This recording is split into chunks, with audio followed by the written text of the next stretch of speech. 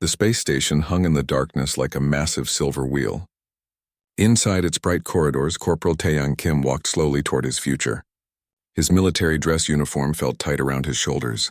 Every step brought him closer to a life he had not chosen but accepted anyway. Taeyang was not a large man by human standards. He stood at average height with a lean build that came from years of tactical training rather than heavy combat. His dark eyes showed intelligence and patience. At 28 years old, he had already seen 3 campaigns on distant worlds. He knew how to fight, how to survive, and how to follow orders even when they hurt. Today's order hurt more than most. He was here to marry a stranger. The diplomatic hall opened before him like a cathedral of glass and metal. Hundreds of beings from dozens of species filled the space. Some had scales, others had fur, and a few seemed to be made of living crystal. They all turned to watch as Taeyang entered. At the far end of the hall stood his bride. Arium was breathtaking in a way that made Taeyang's breath catch. She towered over every human in the room at nearly 7 feet tall.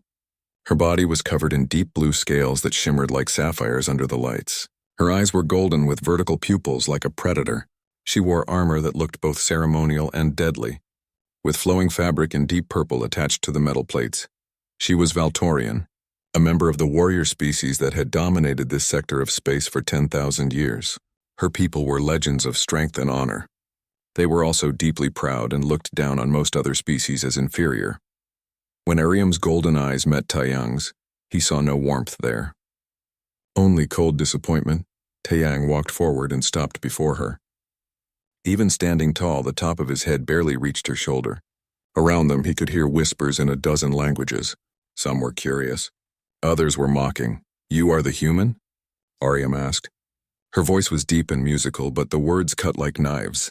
"I am," Taeyang replied calmly. "Corporal Taeyang Kim of Earth Special Forces. It is an honor to meet you." Arium looked him up and down slowly. Her expression showed exactly what she thought of him. "They told me humans were small and weak. I had hoped the rumors were exaggerated." The insult was clear. Taeyang felt the sting but kept his face neutral. "Humans come in many sizes," he said quietly. "Size is not everything." "In battle, it is the only thing that matters," Arium said. She turned away from him to face the gathered crowd. "Let us proceed with this ceremony. I have duties to return to." The wedding ceremony was a blend of Valtorian and human traditions. It felt cold and mechanical to Taeyang. When the officiant asked them to join hands, Arium's scaled hand swallowed his completely. Her grip was firm enough to hurt, but Taeyang did not flinch. He had learned long ago not to show pain. When it was done, they were declared married. The crowd applauded politely. A Valtorian military band played something triumphant and loud. Taeyang and Arium stood side by side but felt miles apart. The reception that followed was worse. Valtorian officers clustered around tables loaded with food and drink. They spoke loudly in their own language, occasionally glancing at Taeyang and laughing. He understood enough of their words to know they were mocking him. "Look at the princess's new pet," one large warrior said with a grin. "Perhaps she will keep him in her quarters like a decorative plant." "At least plants serve a purpose," another replied. "What use is a warrior who breaks if you squeeze too hard?" Arium sat at the head table and said nothing to defend her new husband. She drank deeply from a crystal goblet and spoke only with her own people. Taeyang sat beside her in silence. He had been in worse situations before. He could endure this. Commander Do-hyun Park found him near the end of the reception. Do-hyun was older, in his 40s, with gray streaks in his hair and scars that told stories. He had served with Taeyang on 2 campaigns and knew him better than most. "How are you holding up?" Do-hyun asked quietly in Korean. "I am fine, sir," Taeyang replied in the same language. "You are a terrible liar," Do-hyun said with a sad smile. "I am sorry it came to this. The Alliance needed this marriage. Earth needed this connection with the Valtorians." "I understand," Taeyang said. And he did. Politics and survival made people do hard things. Earth was new to galactic society, barely 2 generations old among the stars. They needed allies against threats like the Krell Dominion. If marrying a woman who despised him helped protect his people, then Taeyang would bear it. "She will come around," Do-hyun said, though he did not sound convinced. "Give her time." "Time," Taeyang repeated. "Yes, sir." The next morning, Taeyang and Arium boarded a transport ship bound for Haven's Gate Colony. The trip would take 3 days. They had separate cabins and spoke only when necessary. Ariam spent most of her time in the training room, practicing with her massive plasma blade. Taeyang spent his time reviewing tactical reports and learning everything he could about their new assignment. Haven's Gate was a mining colony near the border of contested space. It held 15,000 civilians and a garrison of coalition military forces. The colony produced rare metals needed for ship construction. It was valuable enough to defend, but not important enough to waste major fleet resources protecting it. On the second day of travel, Ariam finally spoke to him beyond simple formalities. They passed each other in the corridor outside the observation deck. She stopped and looked down at him. "I want you to understand something," she said. "I did not choose you. I did not want this marriage. My father, the Emperor, commanded it and I obey, but do not expect me to pretend affection for you." Taeyang met her golden eyes steadily. "I expect nothing from you," he said. "Only the same respect I show you." "Respect?" Ariam laughed, a harsh sound. "You are human. Your species has been in space for barely 50 years. My people were building empires when your ancestors lived in caves. How can I respect that? Because 50 years ago we lived in caves," Taeyang said quietly. "And now we stand on ships between the stars. If that is not worthy of some respect, then I do not know what is." Ariam stared at him for a long moment. Something flickered in her eyes, gone too fast to identify. Then she turned and walked away without another word. On the third day, they arrived at Haven's Gate. The colony was built into the side of a massive asteroid, with domed structures on the surface and mines going deep into the rock. Ships came and went like busy insects. Defense platforms orbited in careful patterns. It was not much to look at, but it would be their home now. As the transport docked, Taeyang looked out the viewport at the endless stars beyond. Somewhere out there, the Krell Dominion was gathering its forces. War was coming. He could feel it like a storm building on the horizon. He wondered if he would live to see the other side of it. He wondered if his strange, cold marriage would ever become something more. Most of all, he wondered if Ariam would ever see him as anything other than weak. Time would tell. Time and whatever trials came next. Haven's Gate colony was bigger than Taeyang expected. The main dome stretched nearly a mile across, filled with buildings, parks, and streets that tried to feel like home for the people who lived there. Deeper into the asteroid, the mines ran for miles through dark tunnels where machines and workers pulled precious metals from the rock. Taeyang and Ariam were given separate quarters in the military section. The rooms were small and functional, with just enough space for a bed, a desk, and a small bathroom. They lived 3 doors apart but might as well have been on different worlds. Taeyang's assignment was as a tactical advisor to Commander Do-hyun Park. He spent his days studying maps, analyzing patrol routes, and planning defensive strategies. It was quiet work that used his mind more than his body. He was good at it. Ariam commanded a unit of Valtorian shock troops, 50 warriors who stood taller and stronger than any human. They trained constantly in the combat halls, practicing with massive weapons that would crush a human's bones just from the weight. Ariam led them with pride and skill. She was a natural leader, fierce and fearless. The two of them rarely crossed paths. When they did, Ariam barely acknowledged him. She would nod once and continue on her way. Taeyang stopped trying to make conversation after the first week. Some distances were too far to cross with words alone. One morning, Commander Do-hyun called a joint training exercise. Human and Valtorian forces would work together to simulate a defense against an enemy attack. It was meant to build cooperation between the species. The exercise took place in the canyonlands outside the main dome. Rocky terrain with narrow passages and high cliffs, perfect for ambush tactics. Ariam's shock troops were assigned to be the defenders. Human forces, including a unit advised by Taeyang, would play the attackers. The goal was simple: break through the Valtorian defensive line and reach the objective point. The Valtorians set up their defense with confidence. They positioned themselves in strong points along the canyon walls, weapons ready. They were built for direct combat. Their scales could turn aside most small arms fire. Their strength let them carry heavy weapons that humans needed vehicles to move. Taeyang studied the terrain carefully. He knew his forces could not win a direct fight. The Valtorians were simply too strong. But strength had weaknesses. Confidence could blind you to danger. When the exercise began, the human forces did not charge forward. Instead, they split into small teams and moved through the canyon using cover. They used smoke grenades to hide their movements.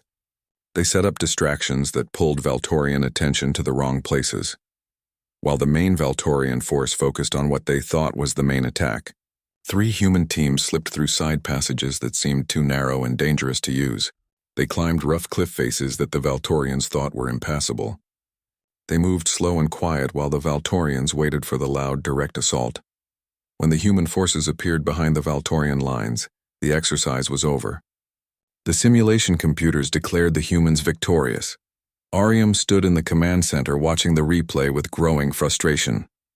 Her warriors had been outmaneuvered, not beaten by strength but by cleverness, by tactics, by thinking like prey instead of predators. "Your plan," she said to Taiyang later, her voice cold. "This hiding and sneaking, it is not how warriors fight. It is how humans fight," Taiyang replied calmly. "We use what advantages we have." "Advantages?" Ariam crossed her arms. Her golden eyes glared down at him. "You call weakness an advantage?" "I call survival an advantage," Taiyang said. "In a real battle, my soldiers would be alive and yours would still be waiting for an enemy that would never come from where you expected." Ariam's jaw tightened.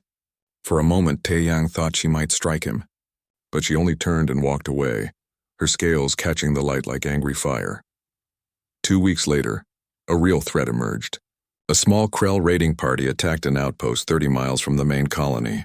The outpost was a listening station with 25 people, mostly scientists and technicians, not soldiers. The Krell were insect-like creatures, each one about the size of a large human but built differently. They had 6 limbs, hard shells, and mandibles that could tear through metal. They moved in swarms and felt no fear. Where one died, 3 more would come. The distress call came in the middle of the night. Commander Do-hyun mobilized forces immediately. Ariam's shock troops would lead the response. Human forces would provide support. Taiyang advised a careful approach. The outpost was in rough terrain with limited sightlines. A direct assault could walk into an ambush, or worse, could damage the outpost and kill the people they were trying to save. Ariam overruled him. "We do not sneak when our people are in danger," she said. "We strike hard and fast. That is the Valtorian way." Her shock troops loaded into armored transports and raced toward the outpost. Human forces followed behind, including Taiyang in a command vehicle with Do-hyun. When they arrived, they found the Krell had indeed set a trap. The outpost was bait. When Ariam's transports approached, Krell warriors erupted from hidden positions in the rocks. They swarmed the vehicles with terrifying speed. The Valtorian warriors poured out of their transports and met the Krell head-on. It was a brutal close-quarters fight. Plasma blades cut through Krell shells. Krell mandibles bit through Valtorian armor. The canyon echoed with the sounds of violence. Taiyang watched from the command center screen and made quick decisions. He directed human sniper teams to high ground where they could pick off Krell from a distance. He sent engineering units to create barriers that funneled the Krell into killing zones. He ordered smoke grenades deployed to break up the Krell swarm tactics. Most importantly, he sent a small team of humans through a maintenance tunnel that ran under the outpost. While the Krell focused on the Valtorian warriors, the human team slipped inside and began evacuating the civilians. The battle lasted 40 minutes. When it ended, the Krell were dead or driven off. Ariam stood among the bodies, her armor dented and scratched, her weapon still humming with power. 3 of her warriors were wounded, 1 seriously, but all 25 civilians were safe. The human team had pulled them out without a single casualty. Commander Do-hyun praised both forces in his report. The Valtorians for their courage in direct combat, the humans for their tactical thinking and successful rescue. Ariam read the report that evening. She sat alone in her quarters, still wearing her damaged armor. Her pride stung worse than her bruises. The humans had saved the civilians while she had been busy fighting. It should have been her victory alone. Instead, she had needed help from the species she considered weak. She thought about Taeyang's advice before the mission, about his careful approach. She had dismissed it as cowardice. Now she wondered if she had been wrong, but admitting that felt impossible. Her whole life she had been taught that strength was everything, that warriors won by being stronger, faster, fiercer than their enemies. Tactics and tricks were for the weak. That night she saw Taeyang in the medical bay. He was visiting the wounded Valtorian warrior, sitting beside the bed and speaking quietly in broken Valtorian. The warrior, A young soldier named Krev seemed surprised but grateful for the company. Ariam watched from the doorway. The human looked small and fragile next to the massive hospital bed. But there was something in his eyes, something patient and kind, something she had not expected to find in a person she had written off as worthless. She turned away before he could see her watching. 3 months passed at Haven's Gate. The colony settled into its routine. Miners dug deeper into the asteroid. Ships came and went. Human and Valtorian forces continued their separate trainings, occasionally crossing paths in joint exercises that went better each time. Taeyang and Ariam remained distant. They shared polite greetings when their duties brought them together. Nothing more. But something was changing in the galaxy beyond their small colony. Intelligence reports began flooding into Commander Do-hyun's office. The Krell Dominion was moving. Ship sightings increased along the border. Colonies went silent without explanation. Merchants reported massive fleet movements in deep space. War was no longer a distant possibility. It was approaching like a tidal wave. One evening, Do-hyun called a command meeting. Military leaders from all species gathered in the strategy room. Ariam attended as commander of Valtorian forces. Taeyang was there as chief tactical advisor. The room fell silent as Do-hyun activated the holographic display. It showed a map of local space with dozens of red markers indicating Krell fleet positions. "This is the current situation," Do-hyun said, his voice grim. "Intelligence estimates the Krell have assembled a force of over 300 ships in this sector. That's 3 times larger than anything we've seen before." Murmurs rippled through the room. 300 ships was enough to crush a dozen colonies. "What is their target?" Ariam asked. "We don't know for certain," Do-hyun replied. "But Haven's Gate is directly in their path if they push toward Coalition core systems. We're valuable because of our mining operations and our position." A Valtorian general named Borim stood up. He was old for his species, with dark green scales and scars across his face. His voice boomed through the room. "Then we must request reinforcements immediately. A fleet large enough to match the Krell's strength." "Reinforcements are already being mobilized," Do-hyun said. "But they won't arrive for at least 2 weeks. Possibly longer if the Krell block the hyperspace routes." 2 weeks, Borim repeated. "We can hold for 2 weeks. The Valtorian warriors here are the finest in the Empire. Combined with coalition forces, we can defend this colony against anything." Taeyang raised his hand. Do-hyun nodded to him. "Speak, Corporal." "With respect, General Borim," Taeyang said carefully. 300 ships is not a force we can defeat in direct combat. Even with reinforcements, we would be outnumbered badly. If the Krell attack Haven's Gate, we should consider evacuation instead of defense." The room exploded with angry voices. Valtorian officers shouted in their own language. Some human officers looked shocked. General Borim's face darkened with rage. "Evacuation?" Borim roared. "You suggest we run like cowards? You suggest we abandon this colony to the enemy without a fight? I suggest we save 15,000 civilian lives," Taeyang said, keeping his voice calm despite the hostile stares. "This colony can be rebuilt." "Those people cannot be brought back from the dead." "Typical human thinking," Ariam said coldly. Everyone turned to look at her. "Always looking for the easy path. The path that avoids sacrifice and honor." Taeyang met her eyes across the room. "I am looking for the path where the most people survive," he said quietly. "Is that not the point of protecting them?" "The point of protecting them is showing strength," Ariam replied. "If we run every time the enemy appears with large numbers, we will run forever. We must stand and fight. We must show the Krell that this colony cannot be taken." General Borim nodded firmly. "The princess speaks with wisdom. We will not evacuate. We will fortify our defenses and prepare to meet the enemy with strength." Commander Do-hyun looked troubled, but he nodded. "Very well. We'll proceed with defensive preparations. Corporal Kim, work with the engineering teams on fortifying key positions. Commander Ariam, prepare your forces for potential ground assault." The meeting ended. Officers filed out discussing strategy and preparations. Taeyang remained behind, studying the holographic map with a deep frown. Do-hyun approached him quietly. "You think we're making a mistake?" "I think we're letting pride make our decisions," Taeyang said. "And pride gets people killed." "Maybe," Do-hyun said. "But sometimes you have to respect the culture you're working with. The Valtorians value courage above survival. We can't change that, even if it costs us everything." Do-hyun put a hand on Taeyang's shoulder. Do what you can to prepare us.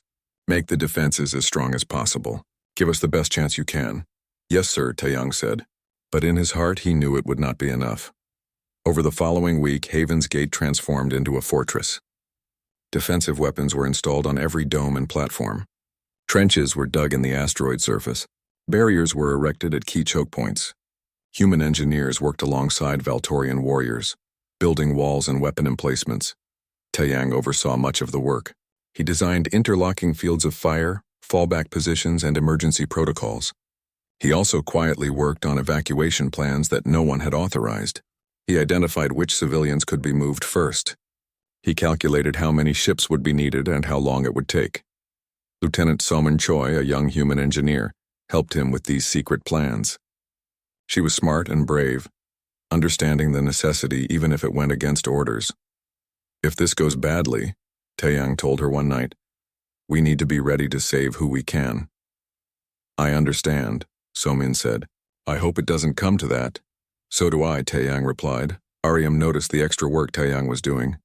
She saw him reviewing evacuation routes and ship capacities. One afternoon, she confronted him outside the command center. You are still planning to run, she said. It was not a question. I am planning for multiple possibilities, Taeyang replied calmly. That is what tactical advisors do. It is what cowards do, Aryam said. You undermine the courage of those who are willing to fight by preparing retreat before the battle even begins. Taeyang looked up at her. Even after months together, her contempt still stung. But he had learned to endure it. Tell me something, he said. If your warriors are all brave enough to die here, who will be left to protect the Empire? Who will defend the next colony when these soldiers are gone? We will win, Aram said firmly. We do not plan for defeat. Not planning for defeat is how you guarantee it, Taeyang said quietly. Aryam's hands clenched into fists. For a moment he thought she might hit him, but instead she turned and walked away, her armored boots ringing against the metal floor. That night, alone in his quarters, Taeyang sat at his desk and wrote a message. It was addressed to Earth Command, to be sent only if he died. In it, he explained the situation at Haven's Gate. He described the defensive preparations and the refusal to evacuate. He asked that if the colony fell, someone remember the people who lived here. He encrypted the message and set it to auto-send if he did not check in for 3 consecutive days. Then he lay down on his bed and stared at the ceiling, listening to the hum of the colony life support systems. Somewhere above him, beyond the rock and metal, the stars waited. And somewhere among those stars, the Krell fleet was coming. War was no longer approaching. It had arrived at their doorstep. The Krell fleet dropped out of hyperspace with the fury of a nightmare made real.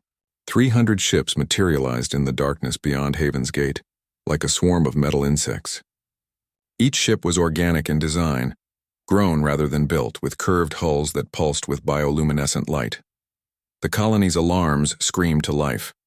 Red emergency lights flooded every corridor. Civilians ran for shelter as military forces rushed to battle stations. On the command deck, Commander Do-hyun watched the tactical display with growing horror. The fleet was even larger than intelligence had predicted. Worse, they were moving with terrifying coordination, spreading out to surround the colony from all angles. Contact the Valtorian fleet, Do-hyun ordered. Request immediate support. General Borum's forces had been stationed in orbit, 20 Valtorian warships ready to defend the colony. They were powerful vessels, each one a match for 5 Krell ships in single combat. But 5-to-1 odds looked different when you faced 300 enemy vessels. The Valtorian fleet moved to intercept. Their ships were beautiful and deadly, sleek destroyers covered in energy shields that glowed like blue fire. They opened fire first, massive plasma cannons tearing into the Krell formation. Krell ships exploded in brilliant flashes, 10 ships gone in the first volley, then 20. The Valtorians were magnificent in battle, their coordination perfect, their weapons devastating. But the Krell kept coming. For every ship destroyed, 3 more pressed forward. The Krell fought like insects, caring nothing for individual survival. They existed only to swarm, to overwhelm, to consume. The space battle raged for 2 hours. The Valtorian fleet fought with honor and skill, but slowly, inevitably, they were pushed back. Ships took damage, shields failed, hulls breached. General Borum made the hardest decision of his life. All ships, He commanded over the fleet channel, his voice heavy with shame. Retreat to hyperspace. Fall back to rally point Delta 7. General, we cannot abandon the colony, one of his captains protested. We are no good to them dead, Borum replied. We retreat, regroup, return with reinforcements. That is an order. The Valtorian fleet jumped to hyperspace one by one, their blue shields winking out like dying stars. They left behind the wreckage of 7 destroyers and over 1,000 dead warriors. They also left behind Haven's Gate, alone and exposed. On the ground, Ariam watched the fleet departure with disbelief. She stood in the command center, staring at the tactical display as the blue markers representing Valtorian ships disappeared from the screen. They left us, she whispered. They ran. They'll be back, Do-hyun said, though his voice lacked conviction. They need to regroup and bring more forces. They abandoned us, Ariam repeated, louder now. Her hands shook with rage and betrayal. Her own people, the proud Valtorians, had retreated. They had done exactly what she had condemned Taeyang for suggesting. The irony was not lost on her. All ground forces prepare for orbital assault, Do-hyun ordered. The Krell will land troops soon. Get to your positions. The command center erupted into controlled chaos. Officers ran to their stations. Communication channels filled with orders and confirmations. Outside, the colony's defense systems powered up, weapons tracking the Krell fleet above. Taeyang appeared at Ariam's side. She had not even noticed him approach. Commander, he said quietly, your warriors need you. This is not over. Ariam turned to look at him. This human she had mocked and dismissed. This small, weak creature who had tried to warn them. He showed no satisfaction at being right. No smugness. Only calm readiness. How do we fight this? She asked.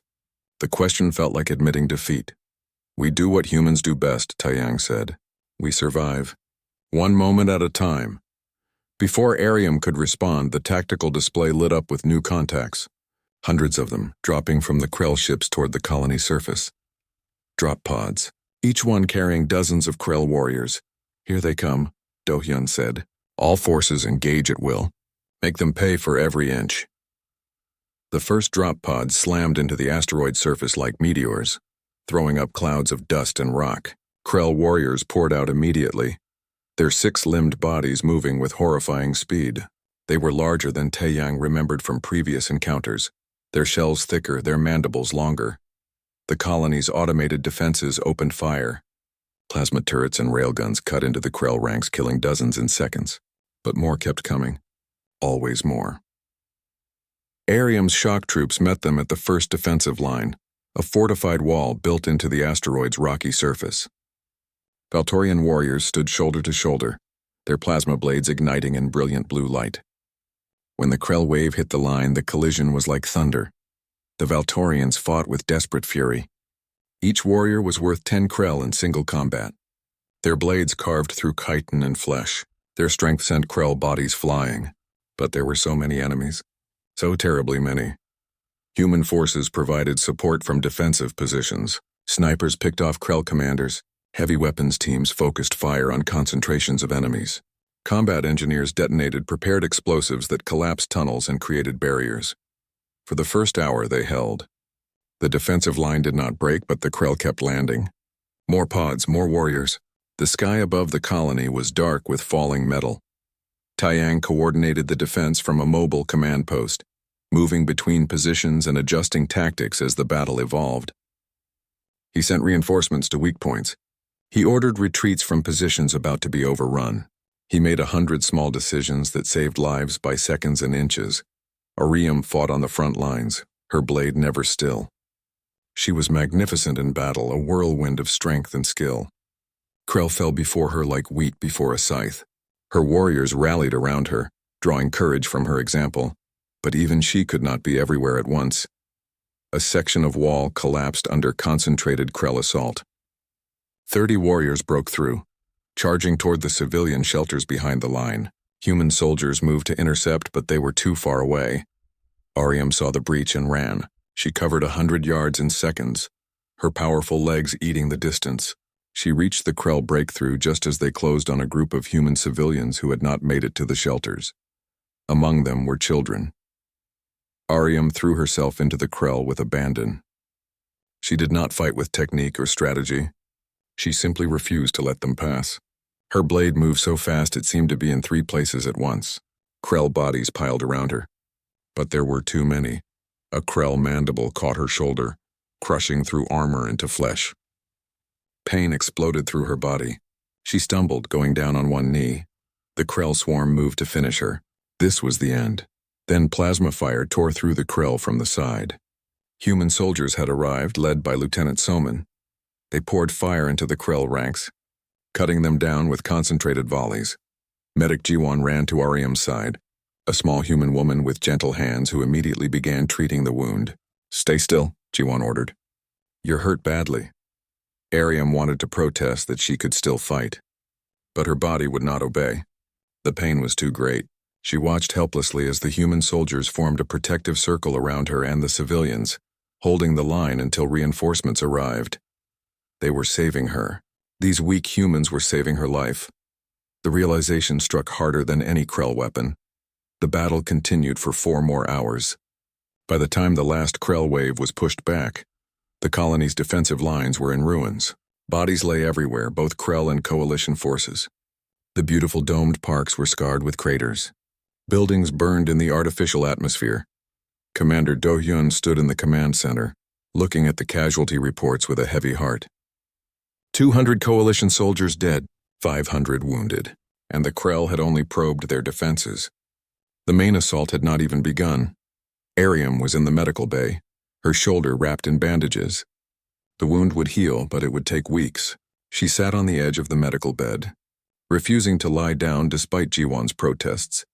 Taeyang found her there as the sun simulation systems began their artificial dawn over the colony. "How is the shoulder?" he asked. "I will survive," Ariam replied. She looked at him for a long moment. "Your soldiers, the ones who saved me, tell them I am grateful." "They were just doing their duty," Taeyang said. "No," Ariam said quietly. "They were being human. They saw someone who needed help and they helped. Even though I have been nothing but cruel to your people." "To you?" Taeyang sat down in a chair beside her bed. He looked tired, his uniform stained with dust and blood that was not his own. "We all fight for the same thing," he said. "The people we protect. That makes us allies even if nothing else does." "I was wrong about humans," Ariam said. The words felt strange in her mouth. She had never admitted being wrong about anything important. "I thought you were weak because you are small. Because you think instead of charging forward. But I watched you today. I saw how you moved forces and saved lives. I saw your soldiers risk themselves for people they barely knew. That is not weakness." "Thank you," Taeyang said simply. "I do not know if we can win this battle," Ariam continued. "The Krell numbers are too great. My fleet ran. My warriors fought well, but we lost many. I do not know what happens next." Taeyang was quiet for a moment. Then he said, "What happens next is we prepare. We rest, we take care of the wounded. And when the Krell come again, the Krell gave them 12 hours. 12 hours to tend wounds, repair defenses, and prepare for what everyone knew would be the final assault." Intelligence estimated that over 50,000 Krell warriors were now on the surface, with more dropping every hour. The colony's remaining forces numbered less than 3,000. The mathematics of survival looked grim. Commander Do-hyun called an emergency meeting of all senior officers. The command center was packed with exhausted faces. Ariam attended despite her injury, standing with her arm in a sling. Taeyang stood beside her, their newfound partnership visible in the way they positioned themselves. "We've received word from Coalition Command," Do-hyun began. His voice was hollow with fatigue. "Reinforcements are still 4 days away. Maybe 5 if the Krell block the hyperspace routes. 4 days. General Borim's voice came through the communication channel from his retreating fleet. "Can you hold for 4 days?" Do-hyun looked around the room at the tired faces. "No," he said simply. "The next assault will likely break our lines. We don't have the numbers to hold." "Then you must evacuate," Borim said, and the shame in his voice was clear. "Get the civilians off-world. Retreat with honor." "We don't have enough ships," Do-hyun replied.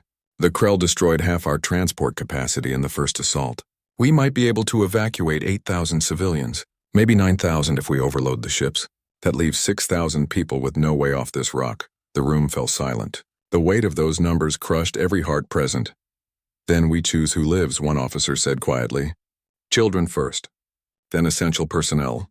No, Ariam said. Every eye turned to her. We do not choose who lives and who dies.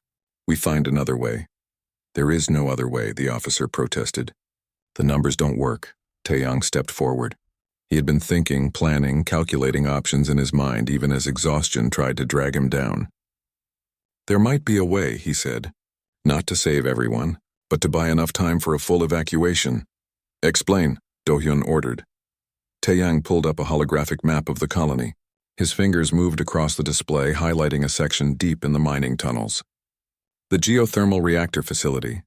It powers half the colony and sits on top of the asteroid's most thermally active zone. If we overload the reactor and trigger a controlled destabilization, we can create a series of massive explosions across the Krell landing zones. How massive? Ariam asked. Large enough to destroy most of the Krell forces on the surface, Taeyang said. Large enough to make them think twice about landing more troops. Large enough to buy us time to complete a full evacuation. But someone would have to stay behind to activate the overload, Lieutenant Soman said, understanding dawning in her eyes. The reactor controls are manual. They can't be accessed remotely after the colony's communication grid was damaged. Yes, Taeyang confirmed. Someone would need to reach the reactor facility, hold it against Krell assault, and manually trigger the overload sequence. It's a one-way trip. The person doing it wouldn't make it out. The room erupted in protests. Officers argued against the plan. Some called it suicide. Others said it would never work. But beneath the protests, everyone knew the truth. It was their only chance. Do-hyun raised his hand for silence. I'll go, he said. I'm the commanding officer. This is my responsibility. No, sir, Taeyang said firmly. You're needed to coordinate the evacuation. Only you have the authority to get ships moving, and civilians organized in time. It has to be someone else. Then I will go, Ariam said. Every head turned toward her. I am a warrior. I am trained for this. Your shoulder is injured, Taeyang interrupted gently. You can barely lift your weapon. The path to the reactor goes through Krell-held territory. You would not make it halfway. Ariam's jaw tightened. She wanted to argue but knew he was right. Her pride had already cost her enough. She would not let it cost more lives. I will go, Taeyang said. His voice was calm, like he was discussing the weather rather than his own death. I know the colony's layout better than anyone. I'm small enough to use maintenance tunnels that Krell can't access. And I'm expendable. No offense to any other human here, but I'm a tactical advisor, not a frontline fighter. My absence won't weaken the evacuation effort. You are my husband, Ariam said, and the word surprised even her. 3 months ago, she would never have called him that with anything but contempt. Now the title meant something. I cannot let you go alone to die. Taeyang looked up at her, and for the first time since their wedding, he smiled. It was small and sad but genuine. You can't stop me, he said gently. But you can make sure those ships leave safely. You can protect the civilians while I buy you time. That's the only way this works, Commander Do-hyun put a hand on Taeyang's shoulder. Are you certain? I am, sir, Taeyang replied. Completely certain. The plan was set. They had 6 hours before the Krell would likely launch their final assault. In that time, every transport ship would be loaded to maximum capacity. Every civilian would be moved to the evacuation zones. Every soldier would prepare to hold the line just long enough for the ships to escape, and Taeyang would make his way to the reactor facility. Lieutenant Soman volunteered to go with him. So did Medic Jiwon. 2 Valtorian warriors, veterans who had come to respect the small human, also stepped forward. Taeyang tried to refuse them all, but they would not be deterred. You think humans are the only stubborn species? Soman said with a grim smile. We're coming. That's final. Taeyang nodded, grateful beyond words. He would not die alone. The final hour before departure, Ariam found Taeyang in the armory. He was checking weapons and loading ammunition packs with methodical care. She stood in the doorway watching him work. I never asked you why you agreed to marry me, she said finally. Taeyang looked up, surprised. Because I was ordered to, he said. Because it helped my people. Not because you wanted to? Ariam asked. I did not know you, Taeyang said honestly. How could I want to marry someone I had never met? But I hoped we might find something good together. That maybe the alliance would become more than just politics. I gave you no reason to hope, Ariam said, her voice heavy with regret. No, Taeyang agreed. But I am stubborn. It is a human trait. Ariam stepped closer. With her good arm, she reached out and touched his face. Her scaled hand was gentle against his skin. I was wrong about so many things, she said quietly. I was wrong about strength, wrong about courage, wrong about you. If we had more time, I would like to learn who you really are, the man behind the soldier. We would need years for that, Taeyang said, leaning into her touch. I am not interesting enough to explain quickly. I would take years, Ariam said. I would take a lifetime if I could. But time is something we do not have. They stood there for a long moment. Two people from different worlds who had finally found each other, only to be torn apart. Taeyang reached up and placed his hand over hers. Take care of them, he said. The civilians. The soldiers. All of them. That is how you honor what I am about to do. I will, Ariam promised. I swear it on every warrior who came before me. Taeyang leaned up. Ariam leaned down. Their lips met in a kiss that tasted of regret and possibility, of what was and what could never be. When they parted, both had tears in their eyes. I wish I had been kinder, Ariam whispered. You are kind now, Taeyang replied. That is what matters, the alarm sounded. The Krell were moving. The final assault had begun. Taeyang gathered his team. 5 people total, each one knowing they would not return. They moved through the maintenance tunnels like ghosts, taking routes too small and twisted for Krell to follow. Above them, they could hear the thunder of battle as the colony's defenders met the Krell swarm. They lost their first companion in the 3rd tunnel, a Valtorian warrior named Rek, who stayed behind to seal a passage that Krell had breached. He bought them 10 minutes with his life. Medic Jiwan fell in the residential sector, shot by a Krell sniper while treating a wounded civilian they found hiding. She died saving a life, which seemed fitting for a healer. Lieutenant Soman made it to the industrial district before a collapsing building trapped her. She told them to go on without her. She would hold the route open as long as she could. Through her communicator, they heard her fighting until the signal cut to static. The last Valtorian warrior, a female named Tesh, fell defending Taeyang at the reactor facility entrance. She took 30 Krell with her, her blade never stopping until her body simply could not continue. And then there was only Taeyang. He stood in the reactor control room, surrounded by complex machinery that hummed with barely contained power. Through the reinforced windows, he could see Krell forces gathering outside. They knew someone was in here. They were coming.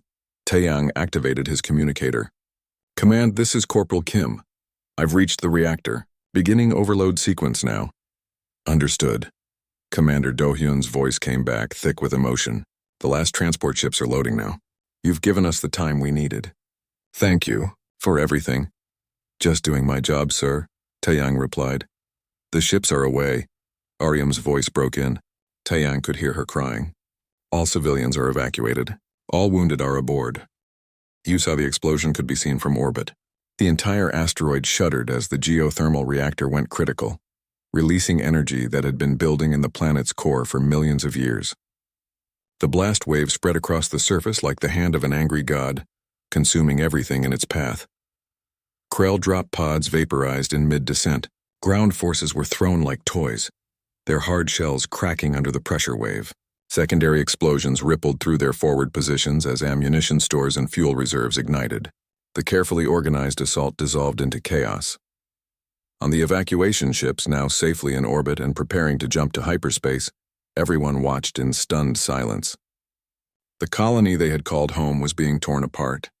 Buildings collapsed, domes shattered. The mining tunnels collapsed in sections, sealing themselves off from the devastation above. But the Krell were being destroyed by the thousands. The assault that would have overrun the colony in hours was broken, scattered. Thrown into complete disarray, Ariam stood on the bridge of the lead transport ship, her good hand pressed against the viewport window. She watched the destruction below and knew that Taeyang was at the center of it, had been at the center of it past tense.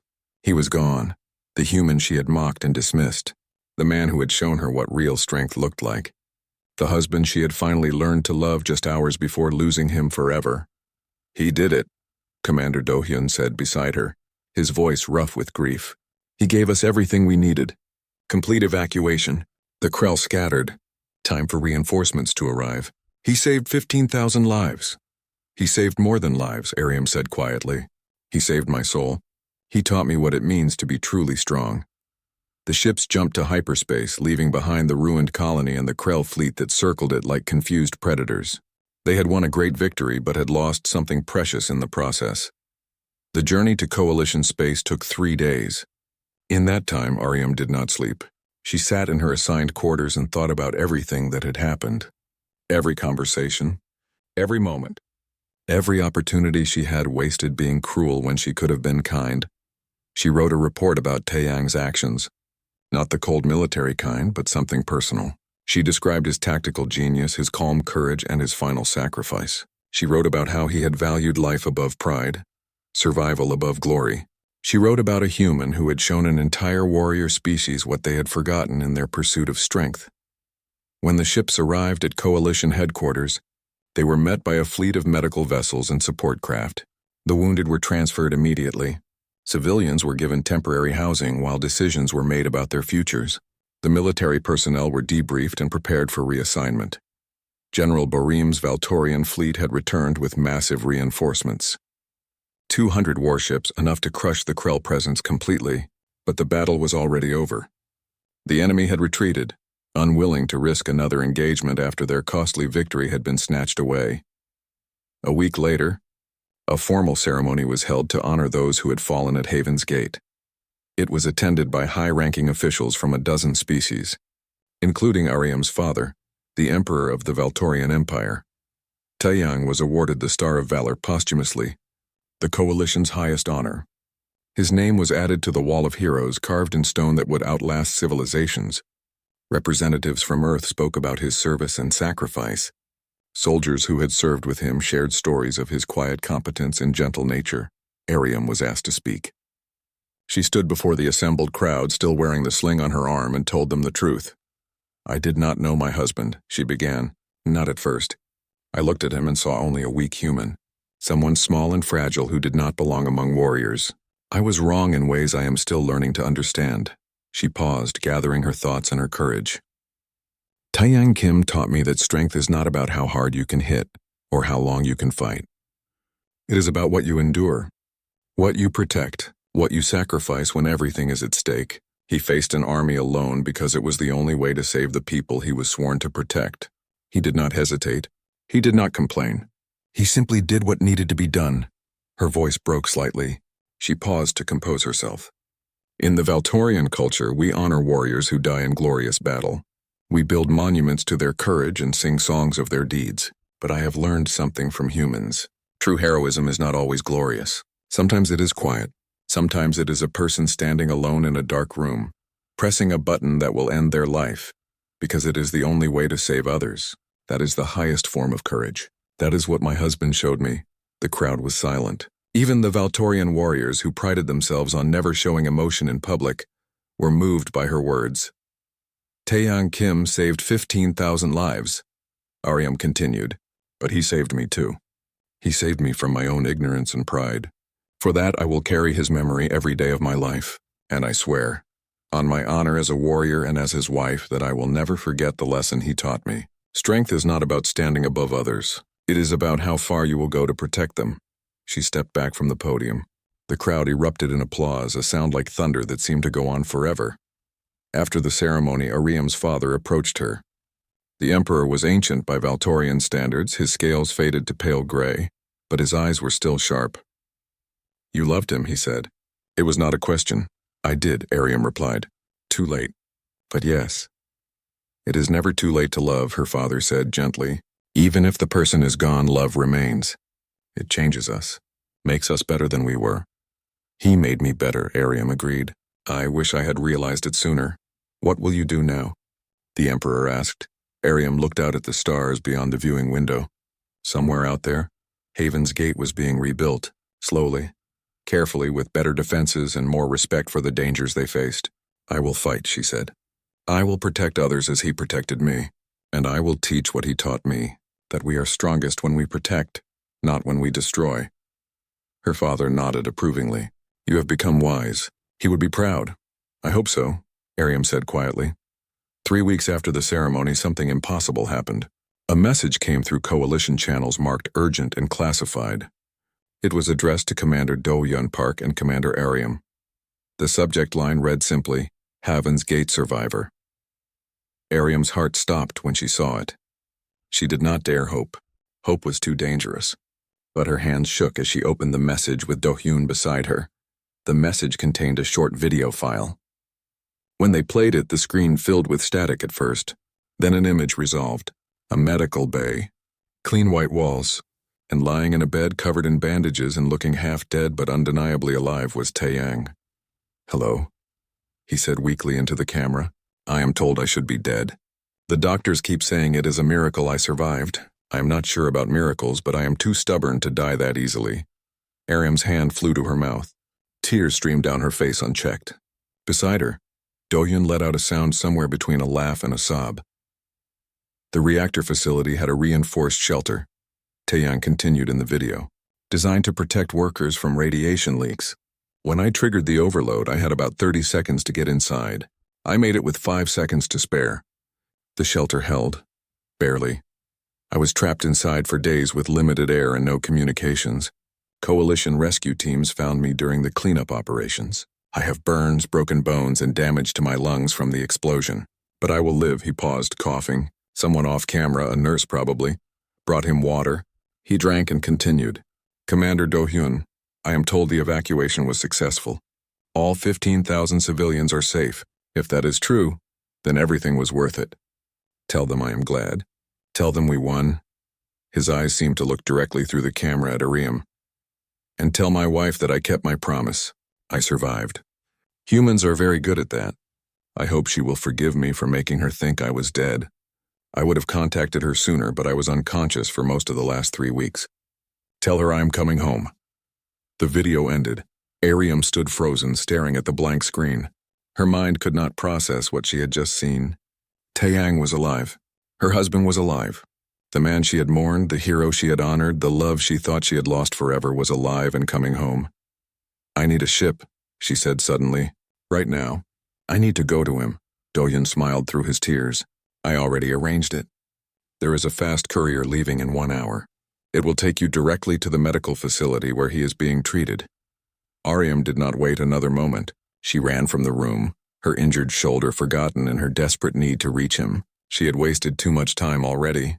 She would not waste another second. The medical facility was located on a quiet moon orbiting a coalition world. It was a place for soldiers who needed long-term recovery, set up with gardens and quiet spaces that promoted healing.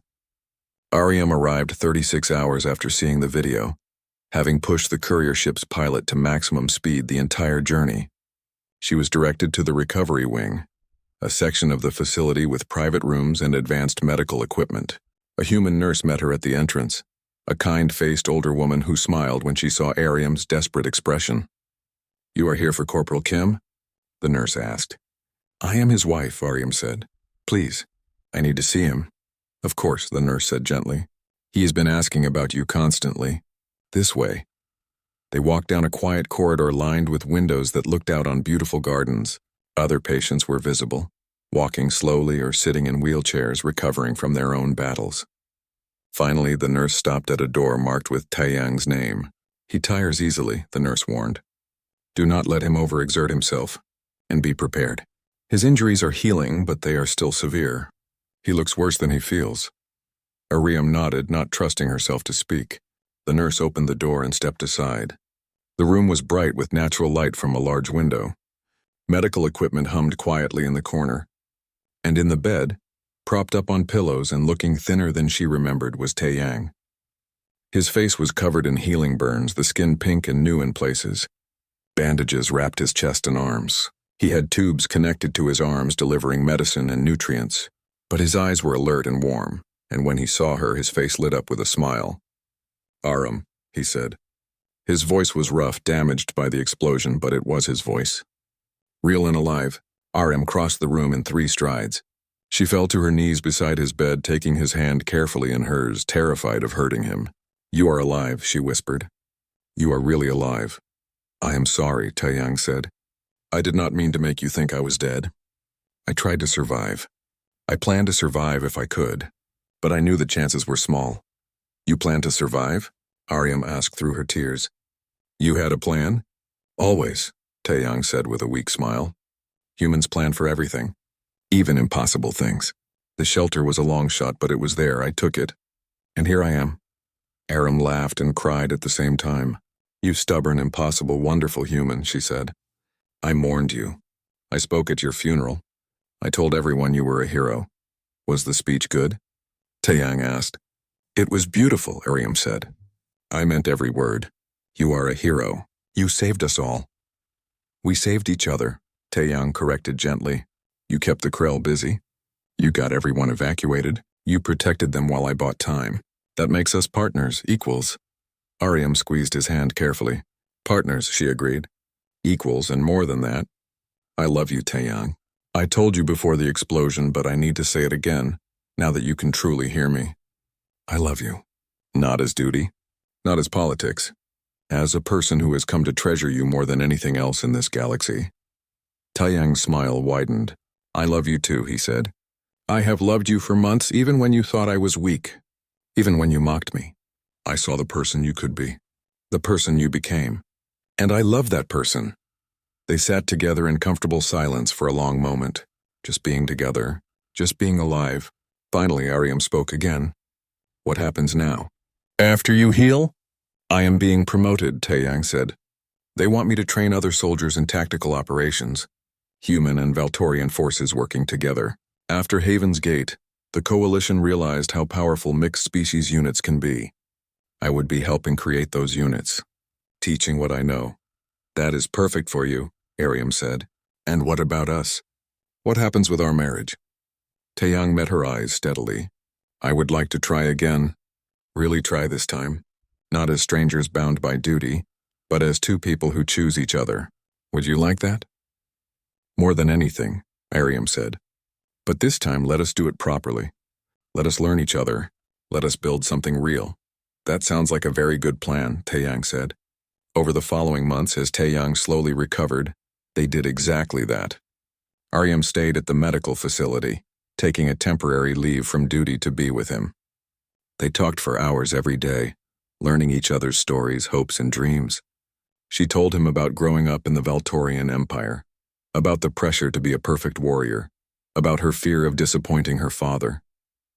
He told her about Earth, about his childhood in the mountains, about why he joined the military, and what he hoped to achieve. They discovered they both loved old poetry, though from very different cultures. They found they both hated the same kinds of music. They learned that Taeyang was terrible at strategy games despite being a tactical genius, while Ariam was surprisingly good at them. They laughed together. They argued occasionally, but gently. They built a foundation of friendship that would support everything else. When Taeyang was finally cleared to leave the medical facility, they returned to Coalition headquarters together. They requested married officer quarters instead of separate rooms. They began planning a real future together, not one imposed by politics, but one they chose.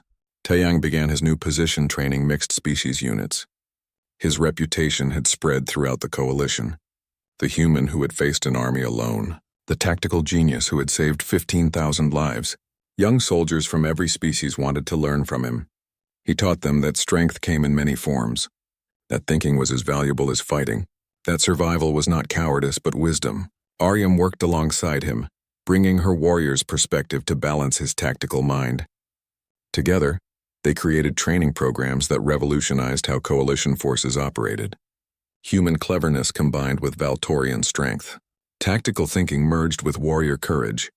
They proved that different species could be more powerful together than they ever were apart. 6 months after Haven's Gate, the Coalition dedicated a rebuilt outpost at the colony site. It was bigger than before, better defended with redundant systems and multiple evacuation routes. But more importantly, it was a symbol of resilience, cooperation, and the refusal to surrender to fear. Taeyang and Ariam attended the dedication ceremony together. They stood on the platform where Taeyang had once been honored as dead, and this time they were alive and together. Commander Do-hyun gave a speech about the bonds between species. General Borum spoke about the lessons of humility learned through sacrifice. Others shared their stories. But the moment everyone remembered most was when Ariam stood before the crowd with Taeyang beside her. She did not give a prepared speech. She simply spoke from her heart. Many months ago, she said, I stood before you and told you about the husband I had lost. I told you he was a hero. I was right about that, but wrong about so much else. He is not lost. He is here beside me where he belongs, and he is still a hero. Not because of one moment of sacrifice, but because of every choice he makes every day. The choice to be kind when he could be bitter. The choice to teach when he could rest. The choice to love when he had every reason not to. She turned to look at Taeyang, and the love in her eyes was clear for everyone to see. We began as strangers. We were brought together by politics and duty. I thought I knew what strength was. I thought I understood courage. He taught me I was wrong about everything important, and now standing here today, I can say with complete certainty that I am the luckiest warrior in the galaxy, because I have a partner who makes me better every day, a husband who shows me what it truly means to be strong. She took his hand. The galaxy has learned what Earth always knew. Humanity's greatest strength is not that they cannot be broken. It is that they choose not to break no matter the cost. And now, because of this one human, that strength belongs to all of us. We are all better for knowing him. We are all stronger for learning from him. The crowd erupted in applause. Soldiers from every species stood and cheered. Humans and Valtorians, former rivals, now stood shoulder to shoulder celebrating what they had built together. That evening, after the ceremony ended and the crowds dispersed, Taeyang and Aram walked through the gardens of the rebuilt colony. The artificial sky above showed stars, beautiful and peaceful. They walked hand in hand, comfortable in each other's presence. Do you think about that day? Aram asked quietly. The day you thought you would die? Sometimes, Taeyang admitted, but not with regret. I made my choice and I would make it again. The fear was worth it. The pain was worth it, because it bought time for people to live. You bought more than time, Aram said. You bought me wisdom. You bought us all a lesson we desperately needed, and you bought us this moment right here. Walking together, living together, building something new. That is a fair trade, Taeyang said with a smile. They stopped at a memorial wall where names of all those who had died defending Haven's Gate were carved. Soldiers from every species who had made the ultimate sacrifice. Taeyang placed his hand on the stone, honoring their memory. They were all heroes, he said quietly. Every one of them. So are you, Aram replied. You just had the courtesy to stay alive so I could tell you that every day. Taeyang laughed, the sound bright and genuine. I told you, humans are very good at surviving,